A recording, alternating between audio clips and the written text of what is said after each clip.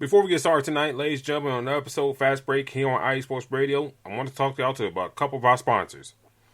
First, the Southern California Warriors semi-pro football team. The world of semi-pro sports is unlike any sports organizations.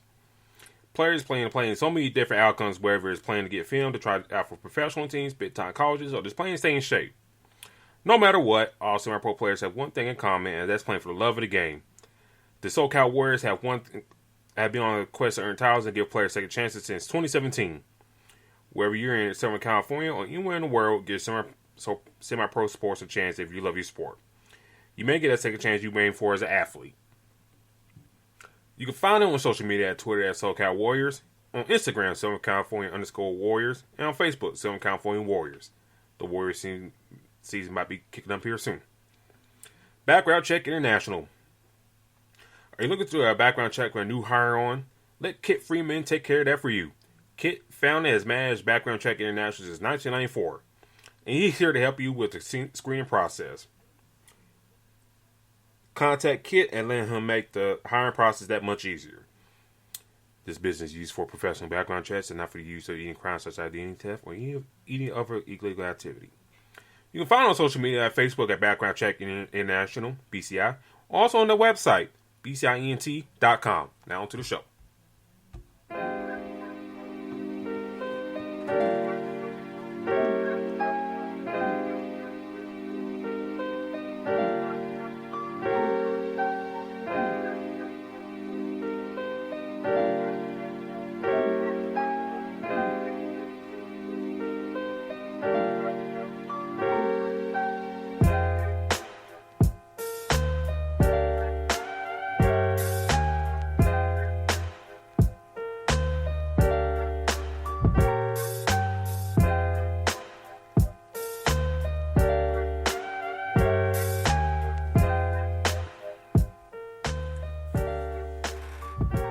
Well, we're back for another episode of Fast Break here tonight. In today's show, mostly discussing the NCAA tournament and everybody's brackets being busted after their first weekend. We'll discuss the surprises and not so surprises over the course of the opening weekend of the NCAA tournament. Plus, can Duke, Coach K, can they carry themselves for Coach K's last attempt at a title? Also, is John Calipari overrated? We'll discuss that and much more here on Fast Break live on IE Sports Radio. Your direct feed for all that sports, and you're welcome to join us.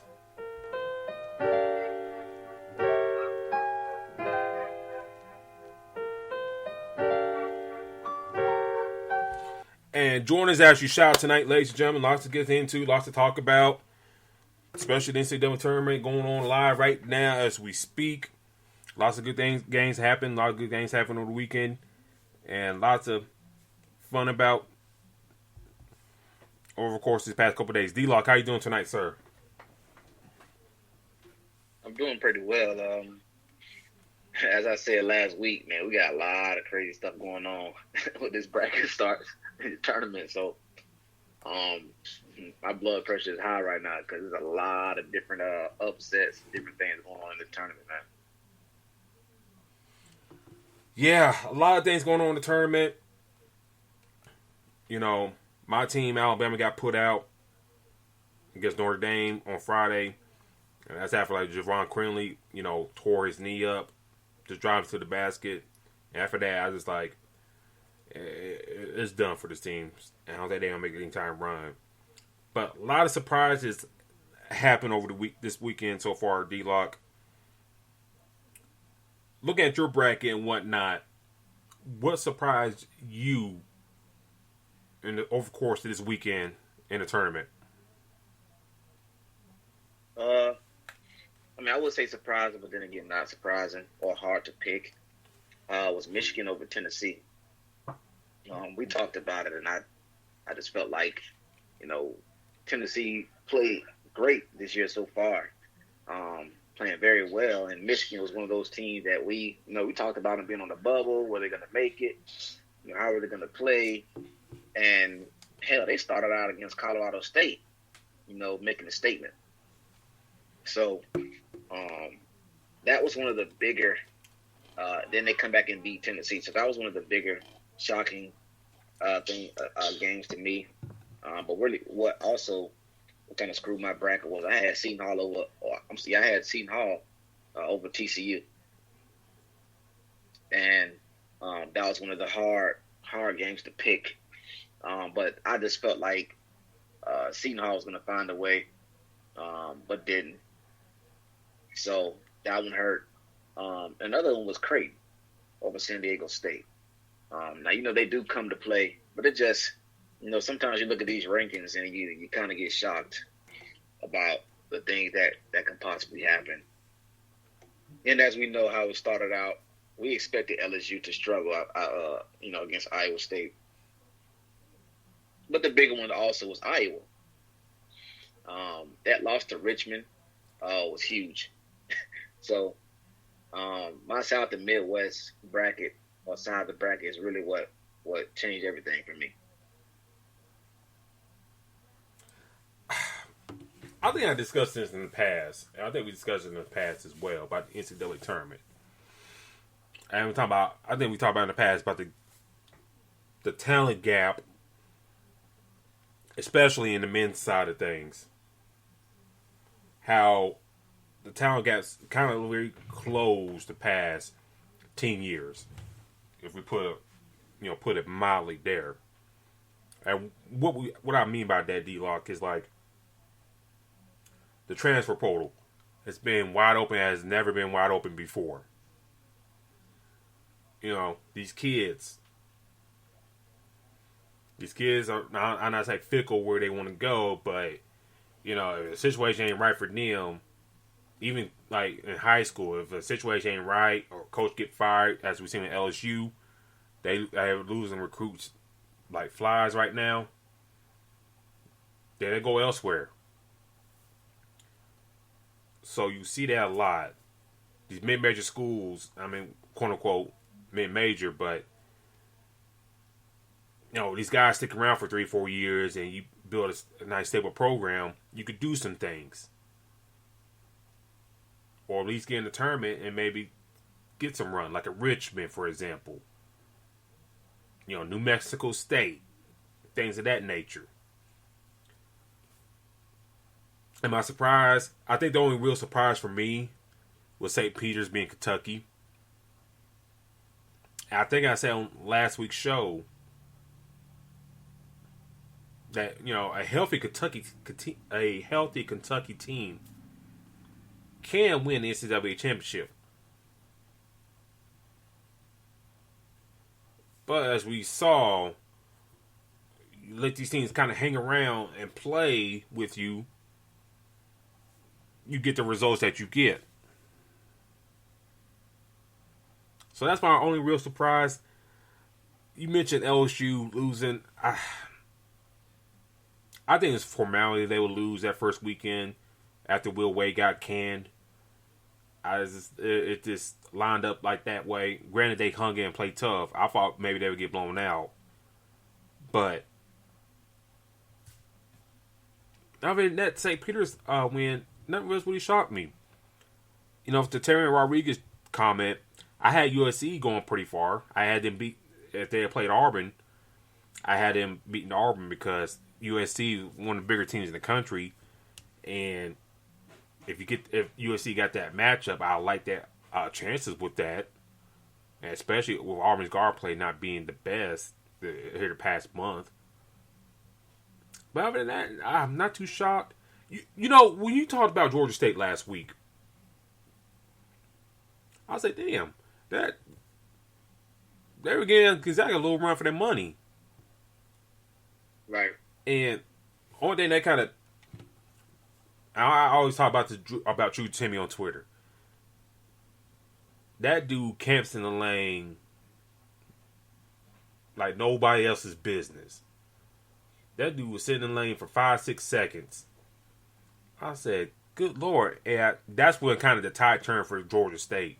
I'm like, damn, y'all letting this dude camp in the lane and he doesn't get what he wants. Yeah.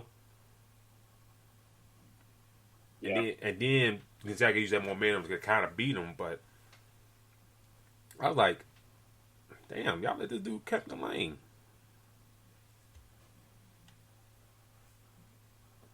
But just look at so far, I give credit to Notre Dame. After their double overtime game they had with Rutgers, they came in and kind of handled Alabama. So I give credit to them. They came in and played strong. And you had to travel cross country to San Diego too. On top of that, that's major kudos right there. But that's really about it so far for me. What you think? What else do you think? What other surprises or not surprises you haven't? I mean, I won't touch on it too much, but you know, the Bama and Notre Dame game was a big shocker to me. Like granted, and you know, I did touch on the South and the Midwest, but I mean that it was a couple games that really got me. I mean, clearly, St. Peter's was one of the biggest ones as well. So if somebody did pick St. Peter's right now to get past Kentucky, you know, and Murray State, they're sitting pretty confident right now. And another one too, and I believe they're just coming to play right now, is North Carolina. You know, we talked about it last week. This is one of the teams that was very inconsistent, and these teams get in tournaments and they turn into totally different things because at this point, you know, it's one and done. So now you have to come to play, and North Carolina has done that. So that was I was expecting, okay, maybe North Carolina goes out there and, you know, sneaks past Marquette, and then they go against Baylor and then they fall, but that didn't happen. So that was a big one for me. This is a big game coming up between NC and UCLA. That's going to be something that's going to be shocking. What is not a huge shocker, I think you just talked about it before as I watch, Wisconsin are actually down right now by 8 to Iowa State. So, but for me, I would say the biggest thing is that North Carolina, they're starting to make their moves, and Michigan is looking good as well. So, I kind of expected Illinois to kind of, you know, get past Houston, but I think that was a tight, close game, but kind of a pick'em game in the beginning. Yeah. So, yeah, I mean, I don't. That really wasn't too shocking, but I was incredibly shocked how close Memphis played with Gonzaga. That was something that kind of stuck with me as well. So, and like I said last week, and we talked about, I mean, I know A&M is not in the tournament, but I think that they would hold up pretty well in this tournament because we see these upsets going on. So, but there's a few, you know, like I said, there's a couple of things that did grab my eye, and North Carolina beating Baylor was definitely one of them.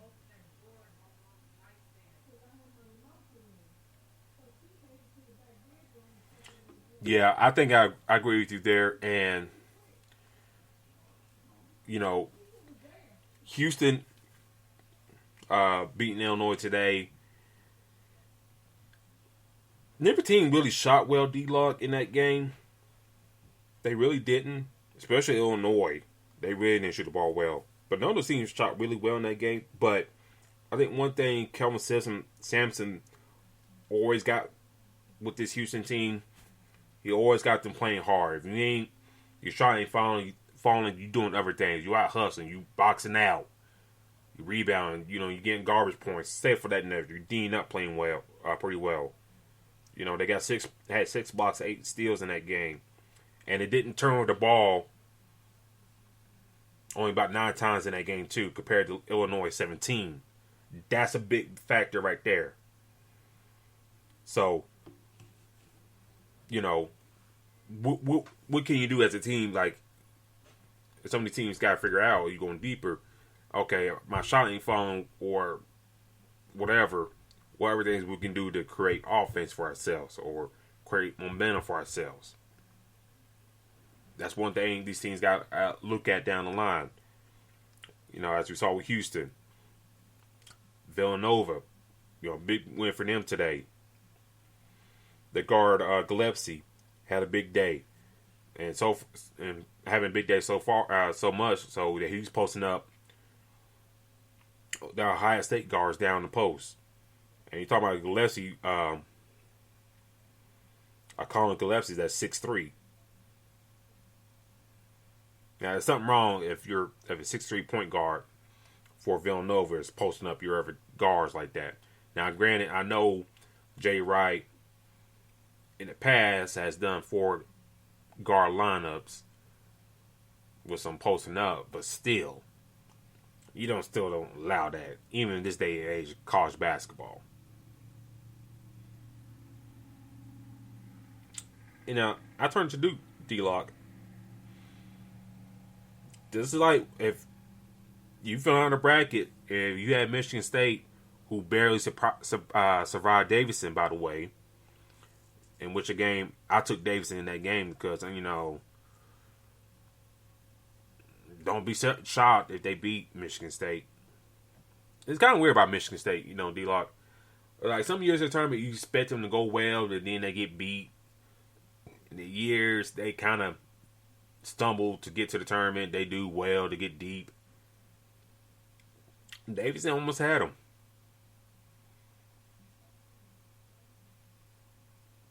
Davidson almost had him. And he looked... Yeah, they played well, too.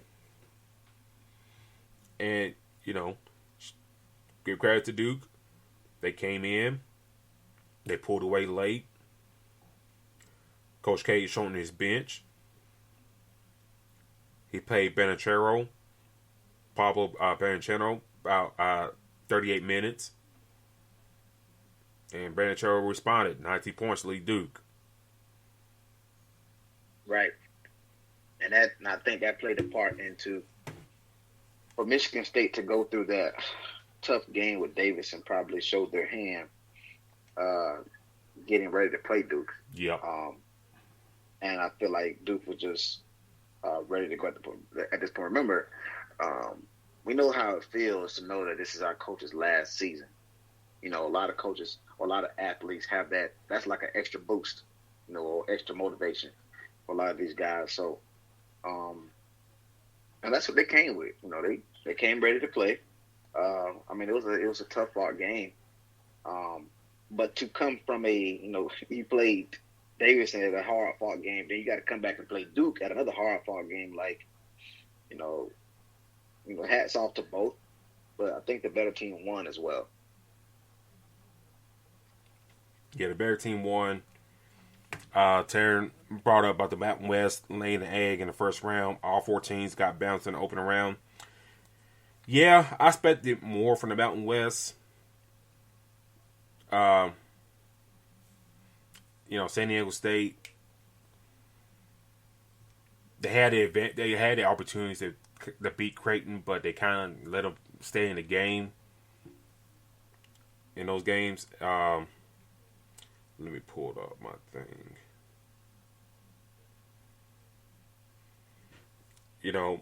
I fought, and I'll be honest with you, D-Lock. Now, granted, Michigan, I didn't think they deserved to be in. I fought Texas A&M. I don't care what about people say, Texas A&M shouldn't lose 8 games in a row, blah, blah, blah, blah, in the season. That don't matter. Because Michigan was being up and down for the whole year. I'll give credit to Texas A&M. They started stringing some good wins down the stretch. They went all the way to the SEC tournament, beating some quality teams at that. And it still don't get in. But I give credit Michigan. They beat Colorado State by double digits. They come back next game. Let me look. Beat Tennessee. Even though I think, Tennessee kind of shot themselves in the foot. Indeed. I give credit to Michigan when credit is due. I think they deserve it. I think we talked about it at length. No, but you got to give credit where credit's due, and they took the opportunity and ran with it.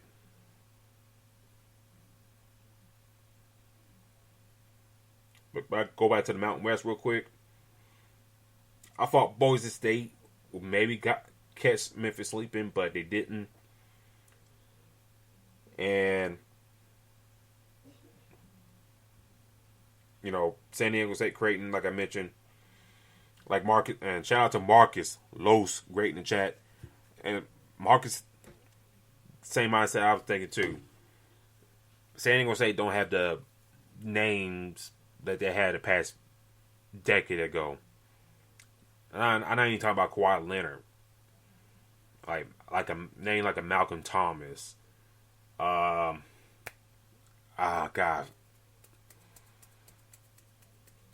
I can't remember a couple other names, but you get what I'm saying. And Marcus got a good point about Memphis. Penny really turned around this team after that little press conference early in the season. Got them playing hard. Got them committed. Got past the injury bug and whatnot. And they play tough against Gonzaga. It's going to be real to see who stays and comes in Memphis. They need to hit the transfer portal and find a guard that can be a true guard and lead a team. That's what they got to do. But it's really interesting what they do with that squad come next year. Do a Imani Bates, who was kind of like penciled in as like that top 3 pick in the draft. Does he come back and maybe try and dominate? Or does he go and try and take his money and talent to the pros? Yeah. I mean, at this point, that's a big consideration because winning the title is big, but, a lot of players they see where they are expected to be drafted at, especially in the NBA compared to the NFL. If you are rated high to get that top 15 or top 10 pick, it's best to leave because you may not know what happened next year. And just a quick score update. With 48 seconds left to go, Iowa State is up by 5, 50-45 on Wisconsin.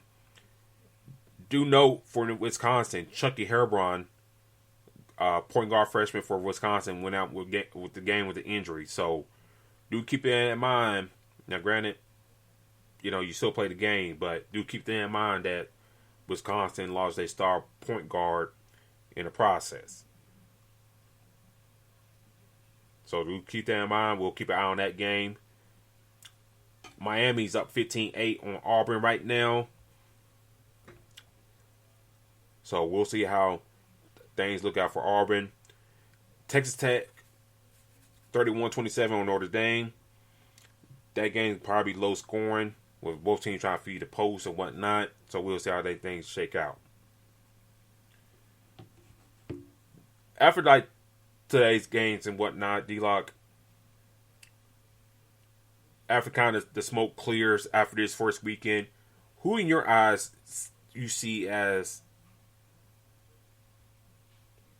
the title go-getter? Who's the one that, okay, I can state my claim that they're going to win the national title? Who in your eyes do you see as that team right now? Ooh.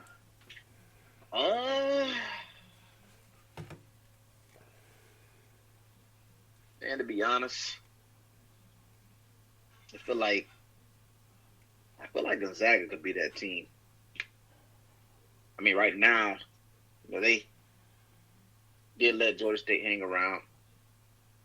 They got that victory, and Memphis brought some competition. But honestly, overall, I think that's one of the tougher brackets. You're gonna have to looking like between Texas Tech and Notre Dame, either between them or Duke, you're gonna have to get past one of them. But first you got to take care of Arkansas. So for me, and honestly, I feel like they'll handle Arkansas pretty easy. So, but I think that I think Gonzaga is the go-getter team. Don't sleep on Dude, it seems like every year we see Kansas number one, and for some reason they just don't get it done. But don't sleep on Villanova. They got a tough game against Michigan. That's going to tell a lot. And clearly, we still have some other games that have to be played, but for me, it has to be Gonzaga number one. Watch out for Villanova. And if I had to pick a team out that could make a difference outside of those two, I mean, I probably would have to say Duke, just because, Gonzaga, that's probably going to be Gonzaga's toughest competition, Duke, and that'll be Duke's toughest competition. So I feel like a champ is more likely to come out the West than any other bracket. So those three teams, Villanova, Gonzaga, and Duke are the three that I would consider. But obviously Gonzaga at the top. I think for me, Arizona, and they play later on tonight against TCU. A TCU team that's been playing pretty well over the past month. So that's a game that people should not overlook right there if you are watching.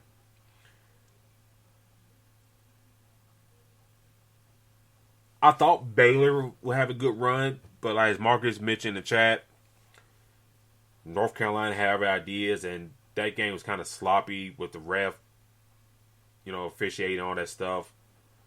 But North Carolina was kind of like another team. Not as high as had, in my opinion, Michigan not being in the tournament, but like they were kind of looking funny in the light. And then I thought Marquette would probably play better and probably gave them a game, but North Carolina blew them out the water. And credit to North Carolina, they took care of business at Baylor in overtime. And they look like a team that you kind of don't want to play right now. And like you mentioned in the past, these teams, get in the tournament and it's a different season and they get a run, things can happen. So I'm kind of interested to see, how far they go. I don't think they're a championship contender like that. But I'm really interested to see how far they go. But for me, I got Arizona. I had Arizona in my bracket. It'd be real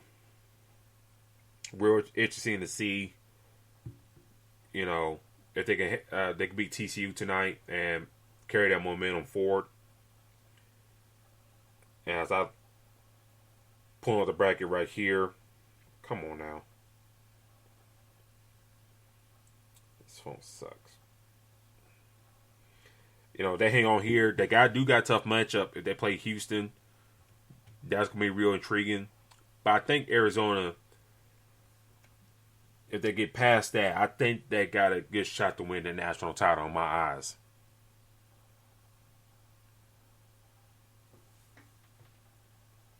Yeah.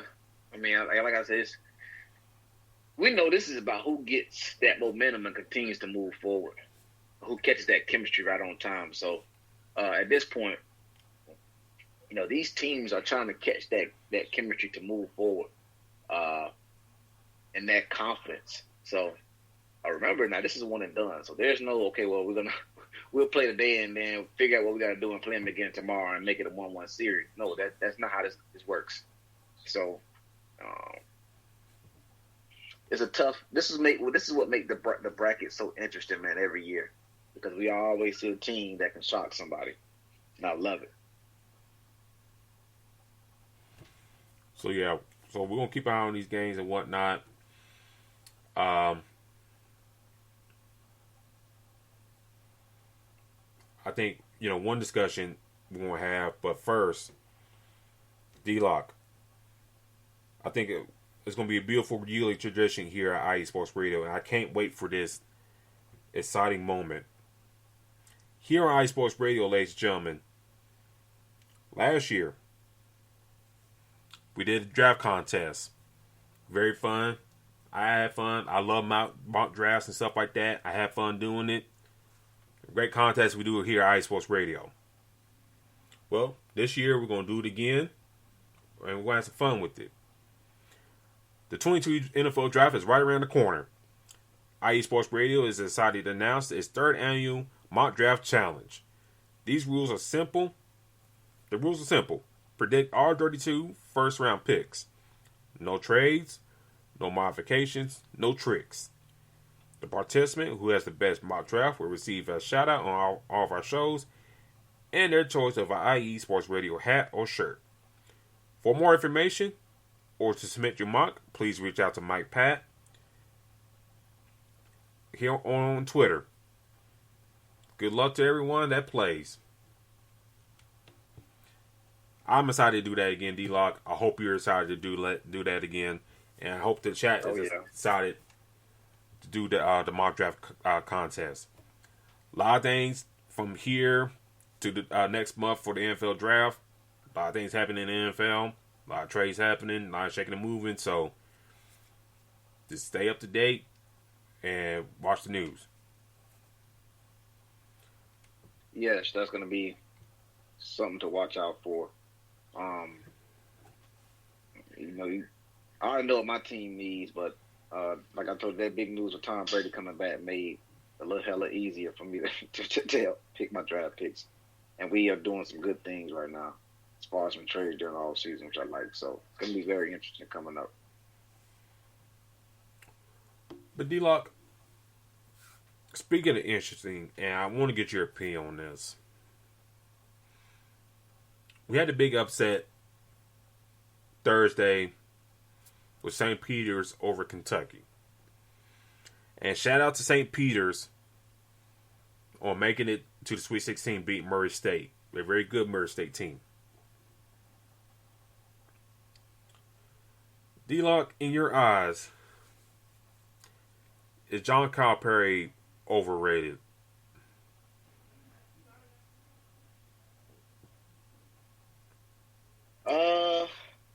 In my opinion, excuse my language, but hell no.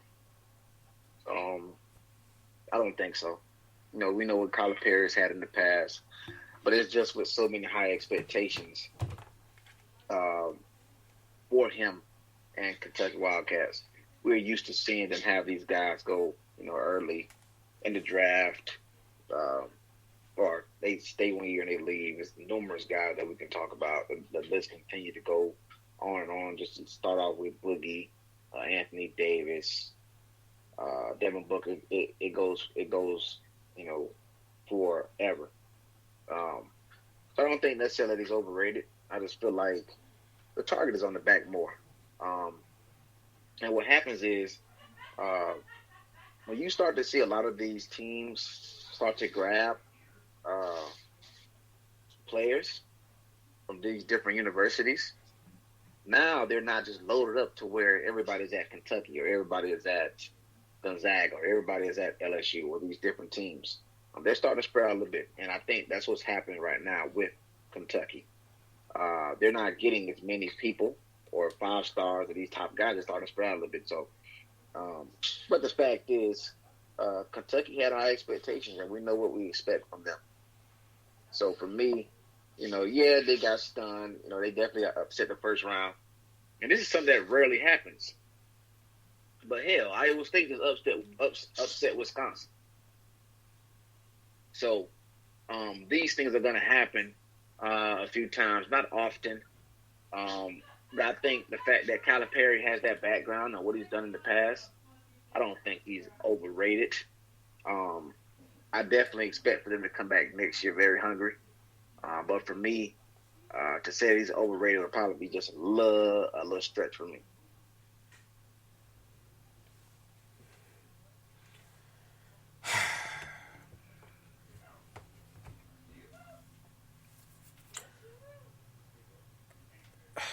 Here's my thing with Coach Cal.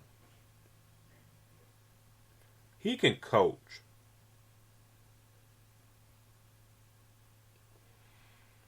Like you mentioned, he put himself. When you take the job at Kentucky, There's an expectation. There's a target on your back.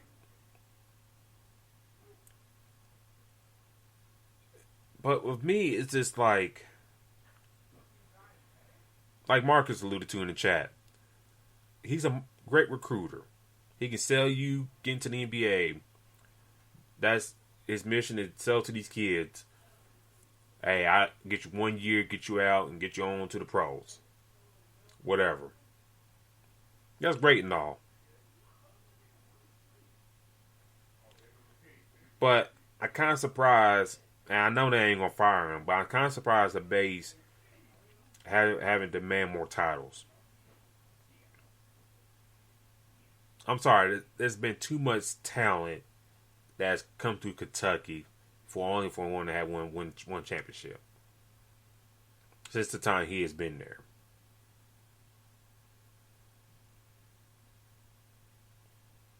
Like you mentioned, yeah, the talent, yeah, they go into other places, you know, like Auburn, Alabama. They've seen the recruit guys they got like Auburn grabbing like a Jarabi Smith, who every year probably went to Kentucky.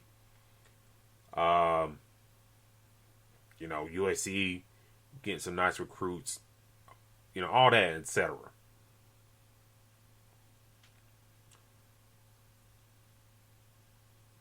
But you losing to St. Peter's the way you did.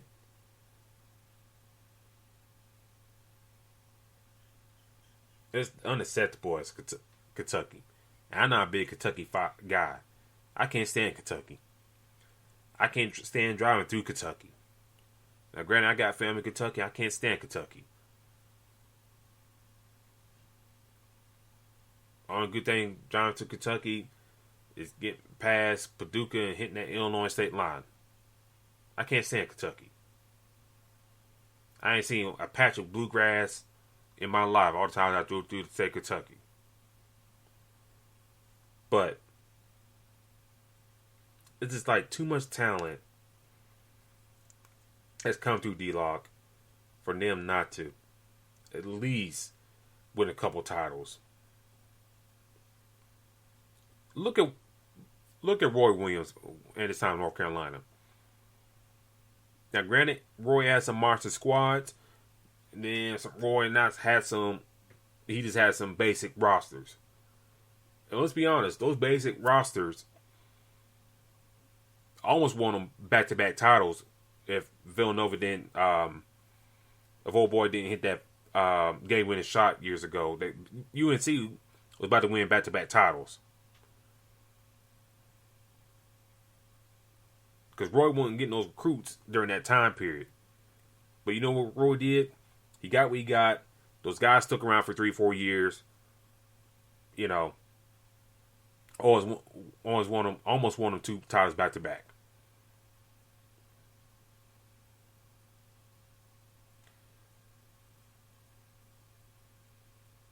I think he did better at other places.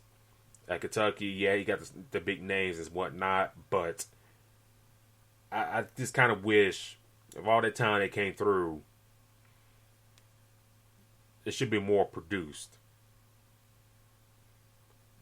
At this time, the Kentucky Duke has won multiple titles, like I mentioned, by North Carolina and so forth. I just kind of wish the Duke kind of produced more than what he brought in. Like you mentioned the names, John Wall, Devin Booker. Well, they won a title with Anthony Davis, but DeMarcus Cousins, the Harrison twins, Malik Monk. I can go on and on. Karl-Anthony Towns, Willie Cauley-Stein, Julius Randle, Nerlens Noel, Tyler Eulis, all that stuff, all those names I just mentioned. And you couldn't win more with that?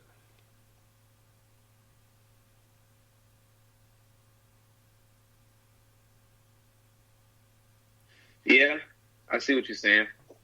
And for me, I totally get the fact that we got all these guys in the NBA. I mean, hell, Kentucky is like the SEC and the NFL when it comes to their players. Or Bama, or Florida, LSU. Like, you know how we go to the NFL and it's like, oh, this person went to LSU, this person went to Bama, this person went to Florida, this person went to Mississippi State, whatever. All of these SEC players are top notch. And we see the same thing for Kentucky when it comes to the NBA. So you would expect to see, a lot of these players come out of Kentucky. Well, hell, where are a lot of these championships? So, agree there.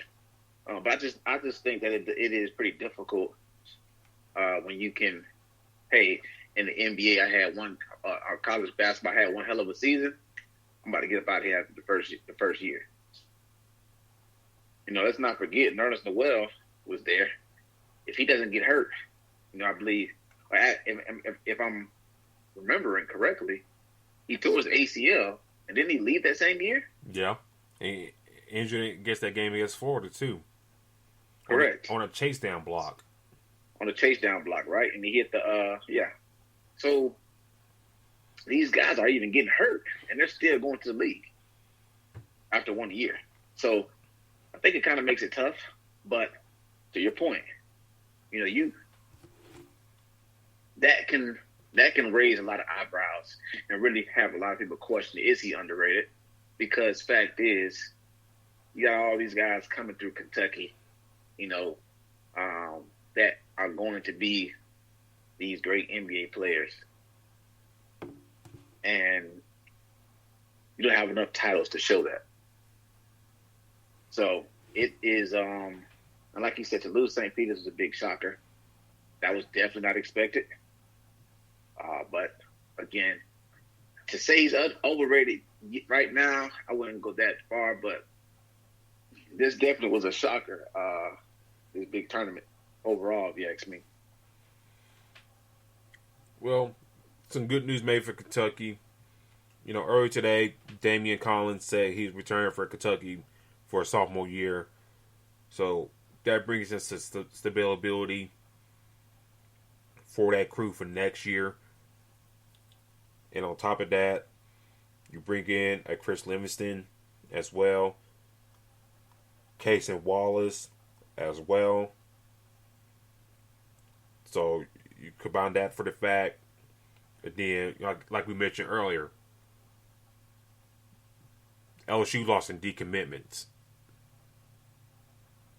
So, if Cal really want to turn this around and build back a super team, I'll be calling those guys up and say, hey, I'll treat you better than old boy down at LSU didn't want to do, or didn't play the game right. Come play for me, and I get you where you want to go.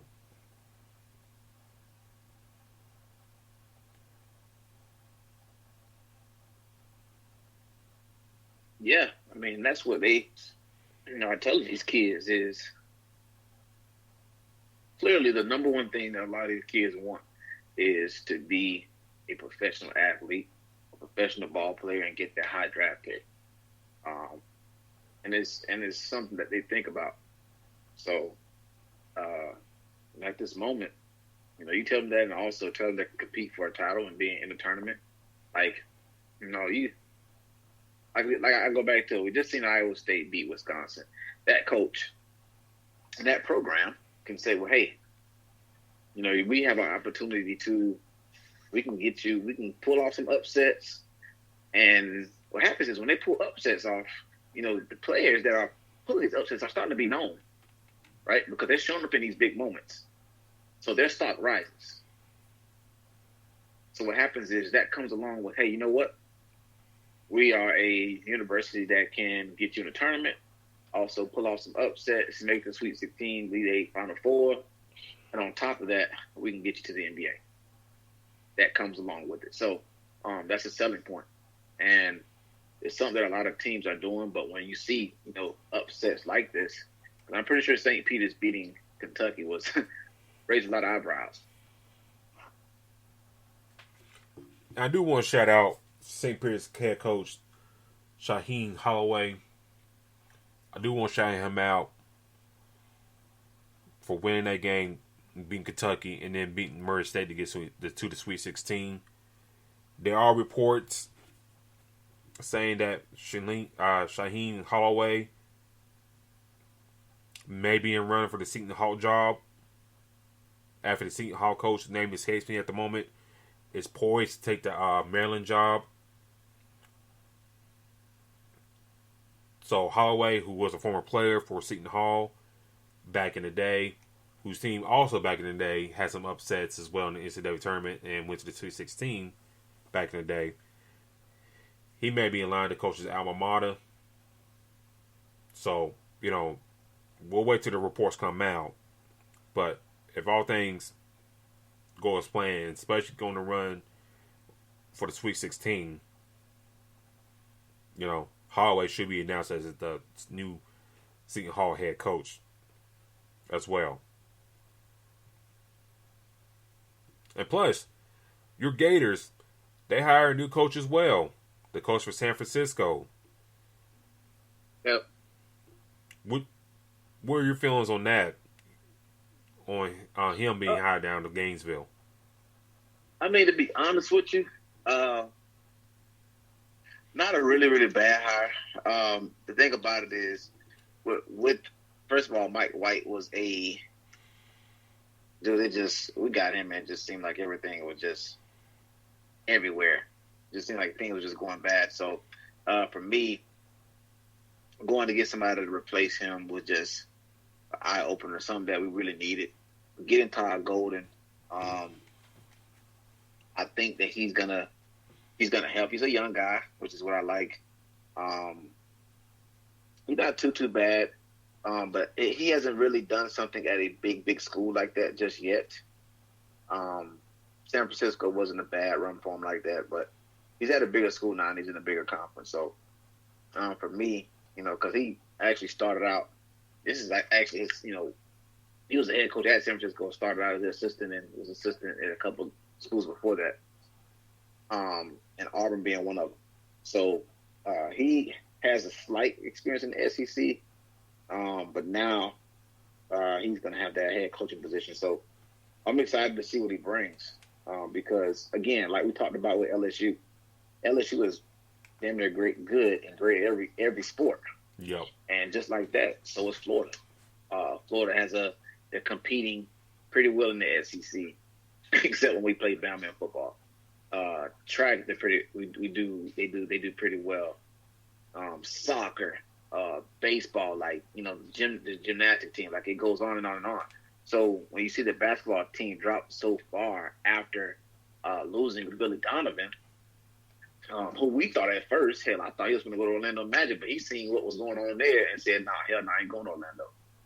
So, but losing Billy Donovan, after winning those titles, you can see what we have not been the same. I think we had 1 or 2 good years, but just have not been consistent enough in the Florida basketball team that we know and love. So hopefully, Coach Golden can change it around. I think he has a little bit of experience, but he got some work he got to do because Mike White definitely did a number on us. Are you surprised Mike White has taken the Georgia job, or are you surprised that they hired him? Yes. To be honest, there's a couple of teams that you don't name around Florida. That's Georgia, Florida State, and LSU. So when you hear that he goes to that rival, it just was like, well, damn, yeah, I mean, it kind of got better for us because we didn't want him, and we definitely would love him to be his rival because of the bad of a coach he did with us. But it was a shocker to me. I don't know what Georgia has going on with that, but it was a shocker the fact that they hired him. They offered him the job anyway. Now, clearly, he already heard the rumors. He knew what was about to happen with him. So what he did was he got out of there quick before he got fired, which makes sense. You know, you make sure that you have a job secured before you get let go, and now you're left out in the dust. So for him to take the job, kind of really not surprised. But for them to offer it to him, that was more shocking to me. Yeah, here's my quick thoughts on this. I'll ask you another head coaching hire that happened that I'm kind of really upset about. If he can keep the talent in state, especially around the Atlanta area, I think he could do good things. Now, that's a big if.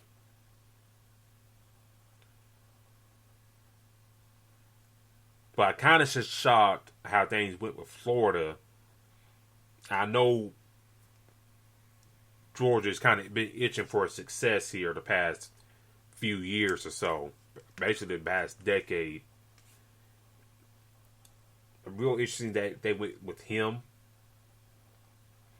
I thought maybe another coaches deserve opportunity to head up a program like Georgia, like an Antoine Petway and others.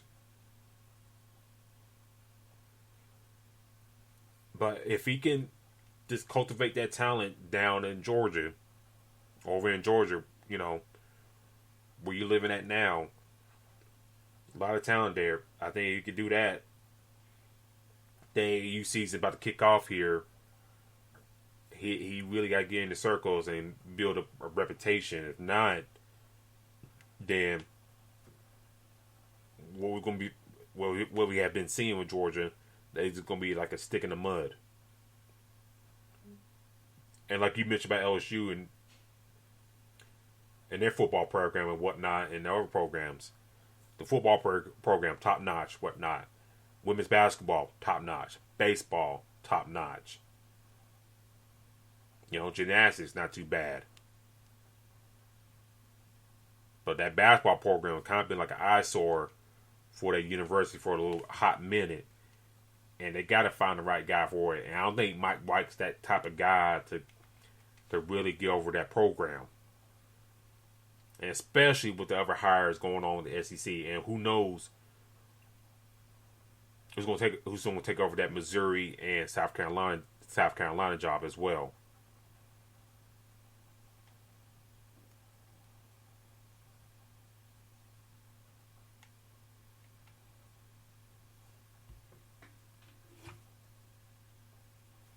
Yeah, all that stuff is going to be open. I mean, right now, you're going to get into these bigger conferences because of what they can sell to these kids. So, you know, you're in a top conference. You know, you can let them know that. So these jobs are definitely they're gonna be filled quick, man. You know how it is. You know, knowing what these conferences possess and what they do for the universities. So, and the money that they bring in. And now that these kids are getting paid too, so that's going to make a big difference. But like I said, for Georgia to go and hire him was a shocker to me. I definitely didn't expect that, or for them to even offer him a job. That was huge. But hey, congrats to him. I'm just glad he out of Gainesville, brother. To be honest with you. And I want to get your thoughts about this. I wasn't too hype about this hire. And quite frankly, I just more mad at the fact. I'm going to get your opinion on this. If some of y'all don't know, Sean Miller, former coach of Arizona, let go a couple years ago after all the FBI stuff came out. He recently gets hired again at Xavier. So he's hired back as Xavier after being at the game for like a year or so.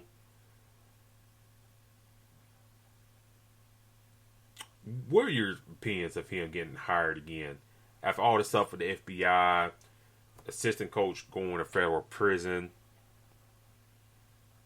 I'm not saying the dude can't coach, But what are your thoughts on that hire? With all the other names out there, assistant coaches, kind of hungry for a chance. Thoughts on that? Well, let's see. For me, for it to be Xavier was a shocker to me. I thought they would have went after another name, but let's just look at him just as a coach. 3-time Pac-12 Coach of the Year, A-10 Coach of the Year, 3-time Pac-12 tournament champion, 5-time regular season Pac-10 Pac-12 champion, 3-time A-10 regular season champion, A-10 a regular season champion, A-10 tournament champion. Looks like he was a world champ assistant coach in 2015 with Greece, also won for the United States and also for England. So him as a coach, he's a very, I think, competitive and has a lot on his resume award wise as a coach. He's been in a couple places.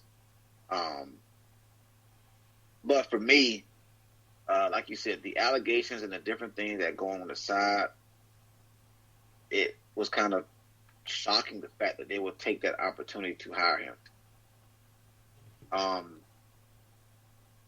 But we've seen it so many times to where now it's like, well, forget what you're doing off the field. We're going to hire you because of what you can do for our university. With that federal investigation, different things coming on. I believe it was in 2017, correct? Yes, sir. Yeah. So, you have a lot of stuff going on with that. I think he had also something to do with the situation with DeAndre Ayton. For me, all of these allegations, these different things, like, it's not going to go away. But the biggest thing is what is his character like? How is he going to act now that he's at another university or he's been given what we call a second chance? So, again, looking at the resume as a coach, he's a hell of a coach. He's done a lot of great things, or a lot of good things, I would say. But there are some things that stick out that's a little bit more important than that. But we've seen it multiple times. These universities don't care about that. Yep. And that's just that's the thing that not many people pay attention to, is the fact that these universities, basically in regular words, they don't give a damn about that stuff. So, and it's sad, but that's where we are right now. So now what they're doing is they're taking a chance and trying to see, well, hey, okay, we're going to give you a chance, give you a shot. If you could be just a coach, that would be great. But that's not how it works. A lot of these guys I've heard them say it before, they have their personal lives, different things that they want to do. So, the risk of hiring this guy is huge. So it's going to be something very interesting. And I don't want to go off topic, but you remember a guy named Urban Meyer? Yep. Let's just use him for example. We know the history that he had at Ohio State, University of Florida. I hated the fact that he had to leave University of Florida for the reasons that he gave. He goes to Jacksonville, and his past follows him. And then he loses that job. So to hope that, a guy has changed and he's going to, take this opportunity a little bit more important, you hope that you want to give that chance. But realistically, you have to see the fact that there's a possibility that may not happen. So, and for me, I'm just more so shocked that it's Xavier that's giving him a chance. That's just, the big thing to me. Like, granted, I believe he was an assistant coach there, prior to his last job. But for me, I again we see why they get opportunity because of history, But this is a big risk, man. Very huge risk, and sometimes it comes to bite university in the ass later on. Just hopefully it doesn't happen to Xavier. Let me go to the chat comments real quick. I agree with Marcus. I agree with you. They haven't been the same since he has left that university to a degree. And like Marcus mentioned, like the same thing you mentioned, these schools really don't care about allegations and whatnot. It's kind of like the famous quote, "Fuck you, pay me," but fuck these allegations. Excuse my language, but help us win. That's where we're at. And Marcus brought up Rick Pitino. Yeah, Rick Pitino, especially after the Louisville situation, went away all the way to Greece for the past couple of years after that, and now he made his way back to Iona. And we'll see if he gets hired on elsewhere or stays at Iona. Time will tell here to pass our next couple weeks.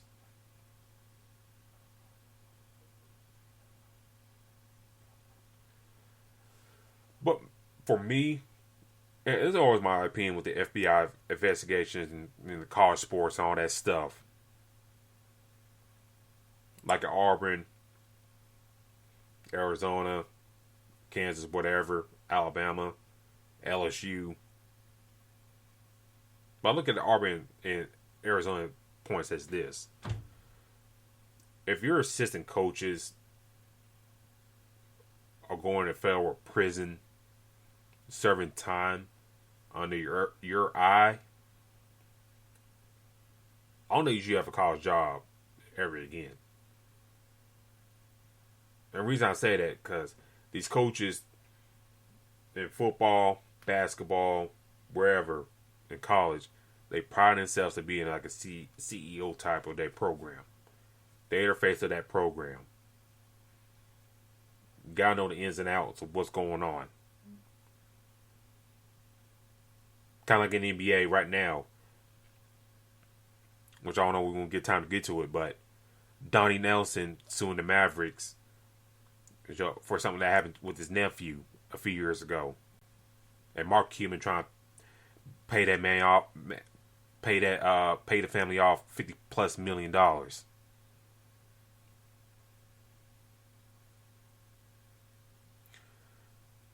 But as a coach, if you don't know what's going on in your program, I mean, inklings are going on, and you kind of turn a blind eye to it, I don't think you should be coaching. I don't think Bruce Pearl, if Chuck Person is sitting in a damn prison cell, if your coach going to prison trying to help you do your job better, get these players at any cost, you shouldn't be coaching, my eyes. Like, Chuck Person went to prison. I'll be damned, D-Lock, if I'm going to prison for some damn basketball coach. Exactly. I love the game of basketball. I would like to succeed in the game of basketball. I would like to win at the game of basketball. But I'm not going to prison for any type of stake.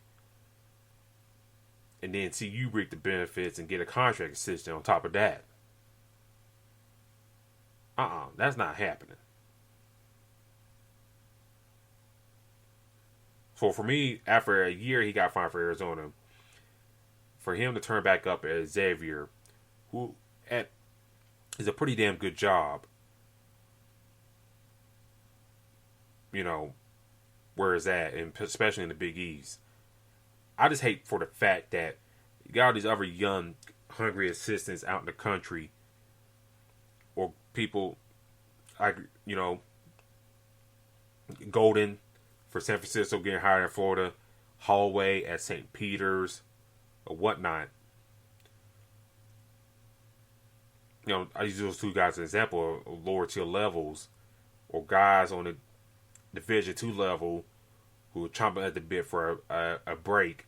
They go back to Sean Miller to come back. No new blood, no nothing like that. We go back to Sean Miller, of all people. That's the thing that kind of made me more mad. It's like, damn, if I'm a hungry assistant coach and I've seen the same coaches get hired over again, well, what the heck? It's kind of like here in North Alabama, D-Lock. This is coach of name of Jack Dawes.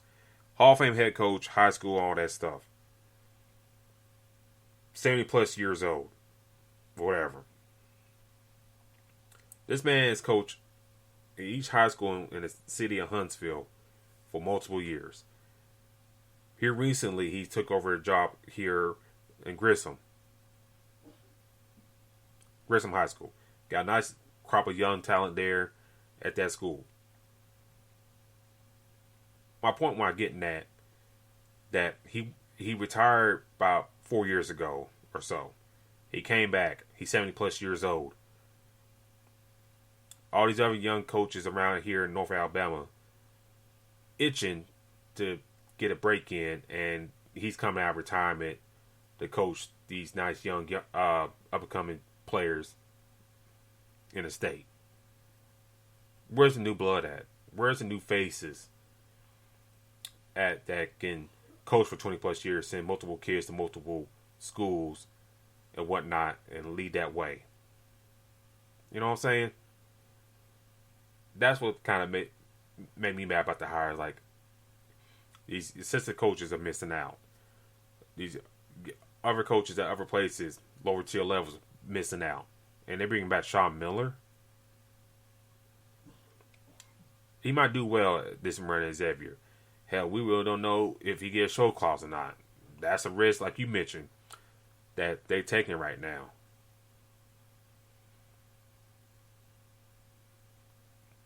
And going to the chat, you know, Mark is asking, you know, let me ask this.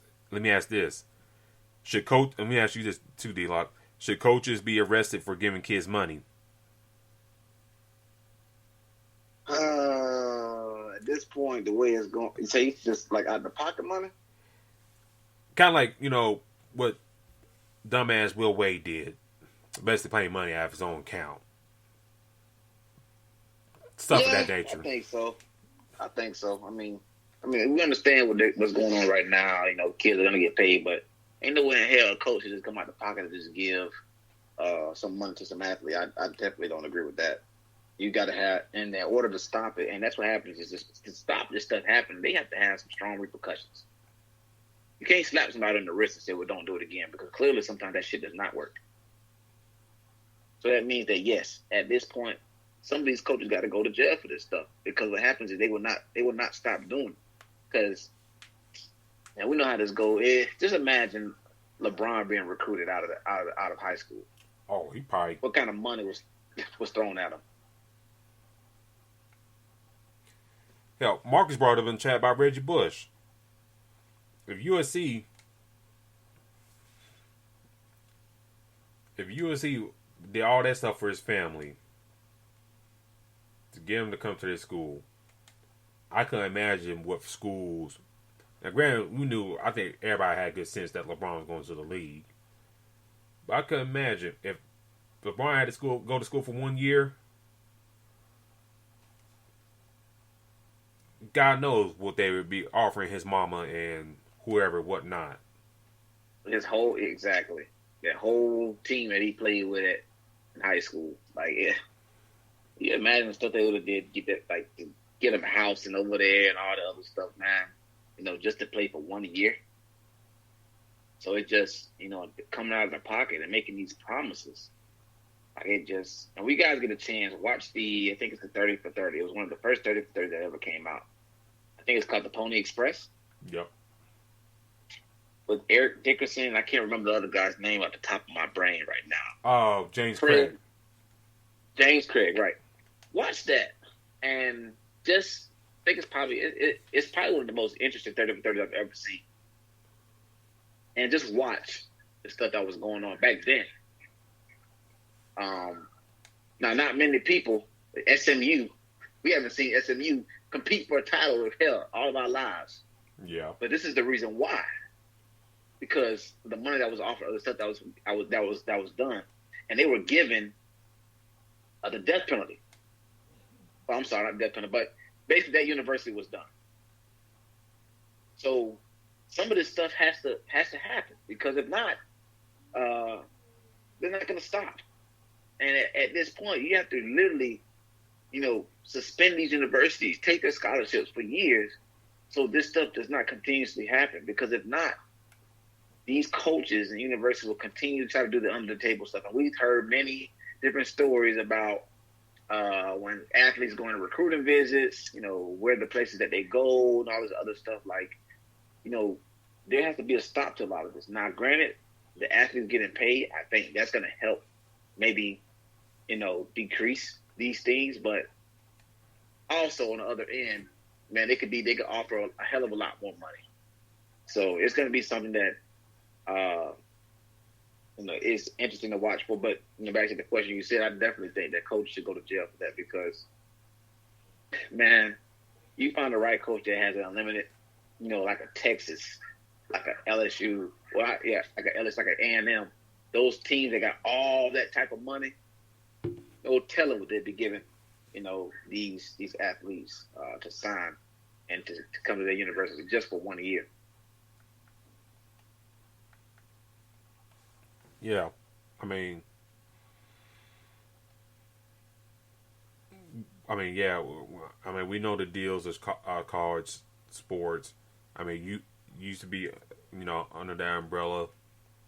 I'm pretty sure you heard some things back in your time at the schools you went to. But I just, speaking looking at the lens as a coach, as a guy that's trying to like build a name, trying to get my name out here, trying to get on maybe as an assistant and whatnot, or I've been an assistant for multiple years at a place, or bounce around trying to soak up knowledge at this place, at that place, whatever. But they go back, hire this guy who's had a great job where he's at right now. Like you mentioned, like those places you just mentioned, like a Texas A&M, whatever. He was at a good place at Arizona. A blue blood program built up by Lute Olson. And he squandered that away. And so much so, especially at Pac-12, that, the time he's there, he never really took the bull by the horns and really kind of dominated that conference like he should have. He didn't have to really pay money to get players there. I'm not saying they don't do it and whatnot, but hell, if he did anything right, kind of won him a little bit more, he could have ruled that conference. You don't have to worry about any infield, creeping up behind you and whatnot. You piss that away. Now you're back in Ohio.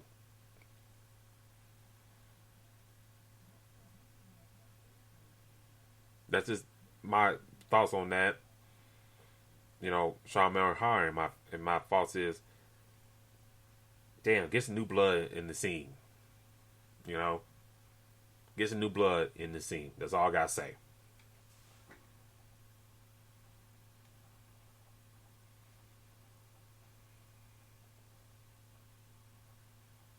Yeah, I mean that's what we are. Is you got other coaches that want those opportunities, but resumes is speaking. They're speaking so high that they're taking coaches that have a criminal background. So, but hopefully, like you said, and I believe times will change. These other coaches deserve definite opportunities.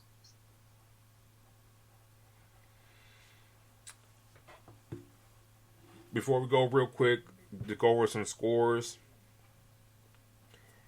Iowa State finished off, held off against Wisconsin 54-49. Texas right now up on Purdue 14-8. Auburn down at halftime by 1 point, 33-32 to Miami. So far for Auburn, Darby Smith, 2 for 10 from the field, 0 for 4 for 3-point line, 8 rebounds right now, and only 4 points. Walker Kessler only had 2 points right now for Auburn, no rebounds for him, which is kind of surprising. So maybe those two guys would wake up in the second half. And then Texas Tech in a real battle of Notre Dame. Real low scoring. I kind of predicted. They up by 55-52. Before we close out, D-Lock, do Texas Tech hang on to win this game, go to the Sweet 16, or does Notre Dame kind of make it a game and try to get it to overtime once again? I believe Texas Tech holds on to this. Notre Dame does have that confidence and momentum, but Texas Tech will close this one out, man. And I just feel like knowing what's at stake right now, I just think that Texas Tech is a better team. So we'll keep y'all posted on that on Twitter and see how that goes. Blake Leslie for Notre Dame just turned the bar over. So dang.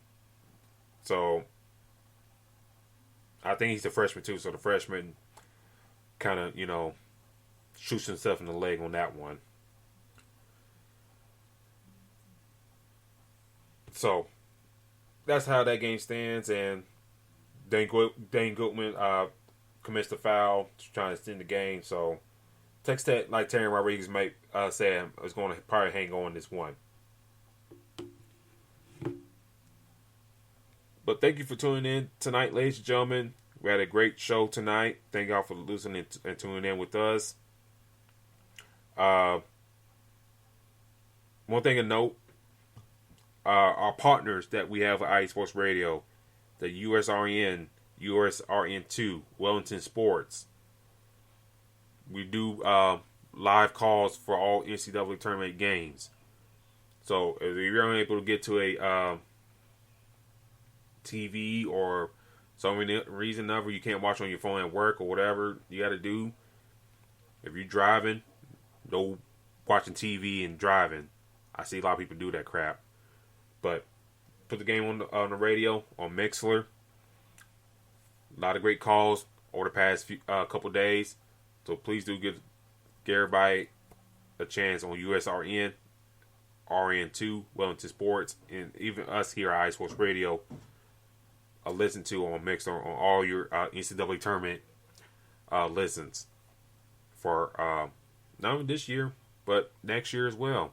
And of course, for the next season as well. Also, do want to shout out the fan of the month, Marcy _ Vargas 88. She's a Packer fan from Mexico. So we're international, baby. We're international. So shout out to Marcy. Hope all things are going well in Mexico. And hopefully you're drinking some very good horchata as well. And also, don't forget, the NFL Draft Challenge. Granted, it's a month away. A month and 7 days away. But kind of get your mock draft mind going. And of course, if your team's out of the tournament. So you can turn your focus back to football. D-Lock, how can people find you on social media? You guys find me at Black-813. Black, the word dash, 813. Definitely doing a lot of tweeting regarding, find me on Twitter and Instagram. Definitely doing a lot of tweeting regarding the tournament right now. Draft is coming up, so I'm also in tune with that. And also, it's free agency going on. The Bucks got some great news going on so far. Going to grab sign Chris Godwin to his deal. Tom Brady comes back, going to get Shaq Mason, which was a hell of a deal. So I've been tweeting all that stuff, man. But anyway, that's where y'all can find me at. More news will be busting on that. Let them know they can find you at. You can find me on Twitter at Spawn4288. That is Spawn4288. Also, please do follow the show page at Twitter at IESR. That's Fast Break IESR. Excuse me. That's Fast Break IESR. Please do give us a follow on there. Also, I do another show on the side called The Cruise Process. My last episode was talking about the Tennessee Titans season review and what they should do and whatnot, and all that stuff, and over the course of the offseason, all that good stuff. So do give that a listen. My future episode will probably be talking about the Alabama men's basketball team, that season review, and what they should do and whatnot. So do be on the lookout for that down the line. Plus, do check out iSportsRadio.com. Lots of good shows on the network. We got y'all covered. I think we're filling up shows in all major NFL markets, hopefully in time before the NFL draft. So do check out the website. Check out all the shows in the network. And also do shows for car racing, volleyball, baseball, here in basketball, boxing, MMA. So please do give us a listen on this network. And one more programming note. One more programming note before I head out. We head out. Next Sunday, we probably won't. It's tentative, but probably won't have a show. Now, the reason I say that, something I know my wife is pregnant. She may be induced next Sunday, so I will let y'all know on Twitter. We'll find out by Thursday definitively if they're gonna do it this next weekend, or if not, they're gonna hold off another week. But I will let y'all know we will let you know on Twitter what happens come by Thursday. So like I said, follow us on Twitter, and we'll let you know about Thursday what's going to happen. So just programming alert. Just be aware of that. All right. But other than that, thank you for tuning in with us tonight. Enjoy some basketball in the pros and college mainly. And we'll talk to y'all maybe next week. But until then, we're out.